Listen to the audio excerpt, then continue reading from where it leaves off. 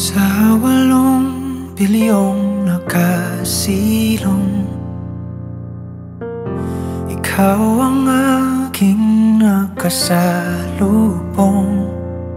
Ating awit ay iginuhit ng langit, at araw-araw napapatanong,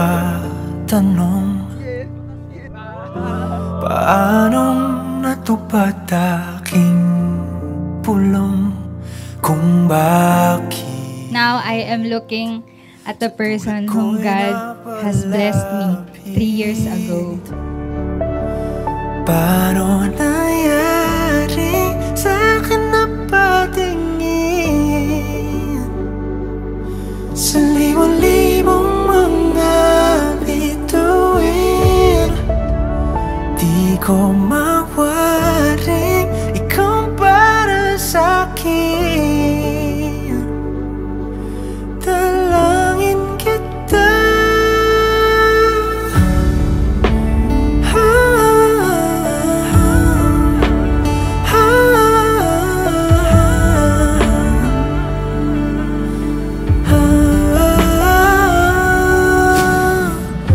kung kalawakan man ang pagitan, tadhana lamang ay ating sundan. This is the day na full of celebration lang, Lord God, and full of love, Lord God. Thank you, Lord. Paano nangyari? John, Jonathan, lahat ng itatawag ko sa'yo. Pogi, baby, love by God's grace alone.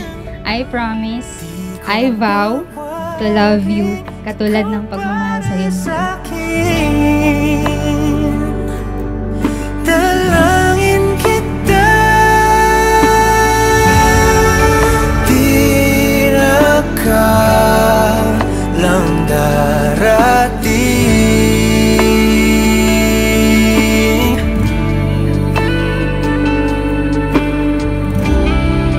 Di ka na kunwari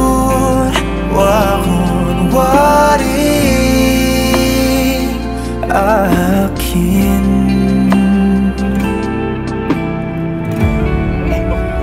Paano nangyari?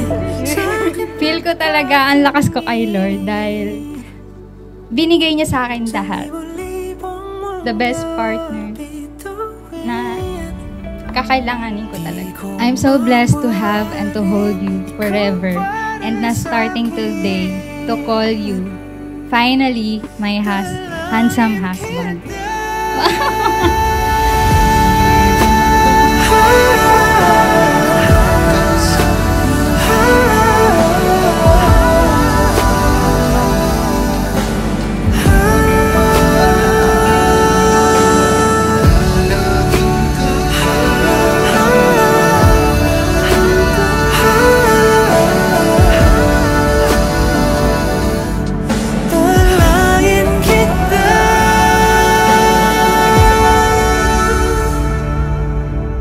Our paths crossed in the most unlikely situation.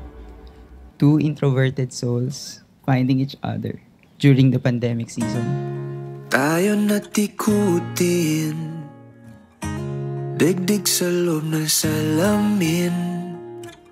Pansamantala. Sino mag-aakala na sa Hopya ko makikilala ang mga kasama ko habang buhay? Go Hopya!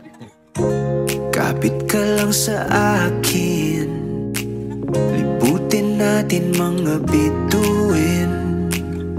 Huwag ka nang mag-alanganin, dito pala. Baka maano, mahal ng mga babae.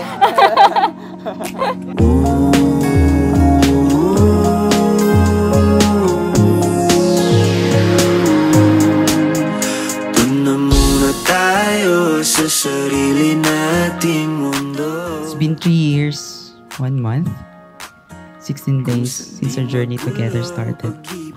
Throughout this time, napakaraming pagsubok na pinagdaanan natin. And God used each one to shape us for this new chapter of our lives, strengthening the foundation of our relationship. Yet, this is just the beginning. Road to forever na this. Ating mundo.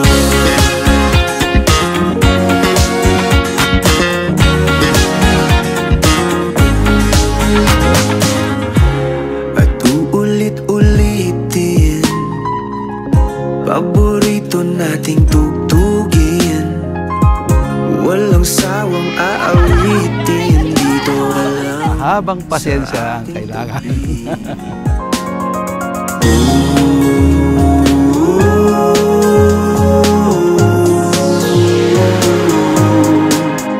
Dun na muna tayo sa sarili nating mundo. Kung hindi magulo, pag-ibig ang nagpapatok. Tayo ay lilipad, lahat matutupad. Dun na muna tayo sa sarili nating mundo.